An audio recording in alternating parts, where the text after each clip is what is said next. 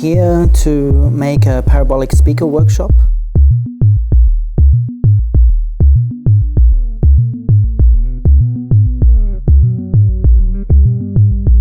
You can see behind me here that we're working with a type of rapid prototyping plastic called polymorph, which is we're using to construct some armatures for some robots, and it's a way for people to be able to quickly prototype a shape and see if motors will hold weight and balances. And the main point around this idea is a parabolic dish that there is a speaker sitting at the center of, and it's able to focus sound. And that's something that I make in my own work, and now I've been making workshops for the last few years to make a series of parabolic speakers for people and robots.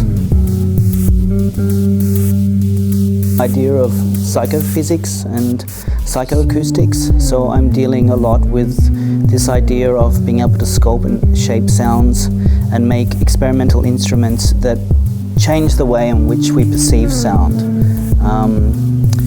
And the parabolic speakers are, I guess, one of the first devices I made that could focus sounds, but for the last 10 years I've also been working with parametric speakers, which is a type of ultrasonic laser beam of sound. It's the best way to describe it is a sound laser.